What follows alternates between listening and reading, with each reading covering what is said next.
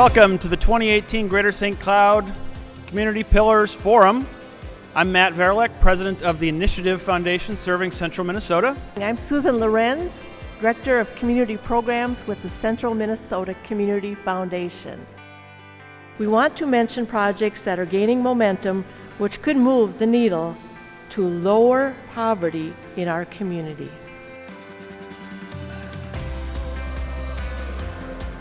Whether it's a police officer, a sheriff's deputy, a firefighter, or an emergency medical technician, they are responsible for all of our public safety. The great people in our public safety community take an oath to protect and serve all of us, regardless of who we are. And as you can see, while there have been fluctuations over time, the number of offenses is flat over the period from 1991 to 2006. And preliminary stats for 2017 show another small decrease in Part 1 offenses. So has violent crime gone up over time? No. In 2017, in the state of Minnesota alone, there were more drug overdose deaths than car accidents and homicides combined. We need to engage the community to own public safety and be part of the solution to public safety and not part of the problem. We need to support our law enforcement officers, our firefighters, and our emergency medical technicians and recognize them for the great work that they do every day, and to recognize the hometown heroes of our community that save lives and promote public safety.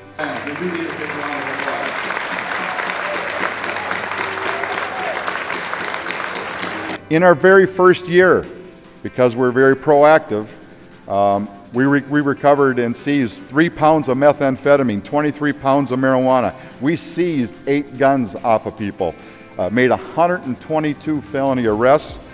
We seized and forfeited a little over $20,000 in cash, and we forfeited and seized 8 vehicles. We're going to measure the crime rates. We're also going to look at health consumption with CentraCare in that area. It is a high health consumption area. We're going to look at market property value, and we're going to look at District 742 data. I'm going to tell you, we've only been in existence 1 year. I really believe we're going to make a difference in all 4 categories.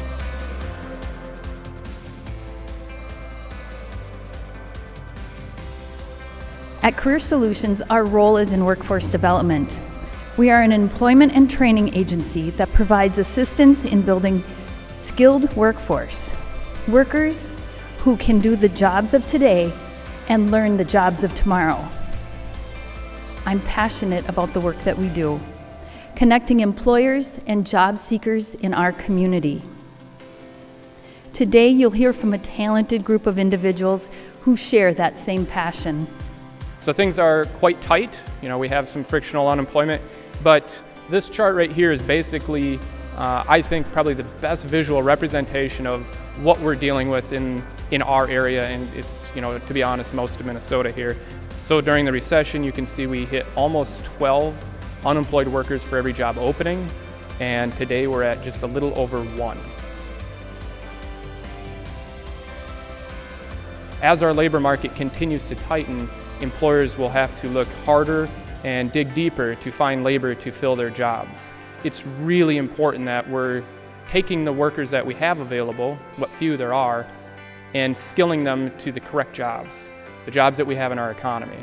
And the disabled population actually represents the largest group of potential pent-up labor that is not being utilized. And even though their unemployment rate is roughly half of what it is for Black or African Americans, it's such a gigantic population that they cannot, and we cannot, afford to overlook that group. We have job openings that don't have a very high educational barrier, but also have relatively low wages. The great news is that those jobs represent the first step on the ladder of progression, and we have those opportunities in our area. We are now in the second year of Spark. We took our focus from straight trades and manufacturing kind of work in year 1 to STEM-related careers in year 2. These are all focused on careers that do not require a 4-year degree. Apprenticeships, internships, or 2-year degrees are the jobs that we've been focusing on. Through our work, we strive to better prepare both employers and job seekers to meet each other's needs. With the tight market that we face here in St. Cloud region, it is critical that all available workforce is gainfully employed. So that means our employers need to be willing to consider different recruitment and retention strategies to ensure productive and successful work environments at their workplace.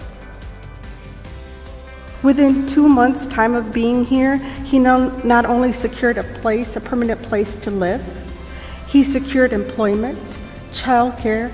It took 4 different organizations besides ourselves to be able to assist him with this. It just goes to show that it takes the whole community to come together to be able to make our family successful.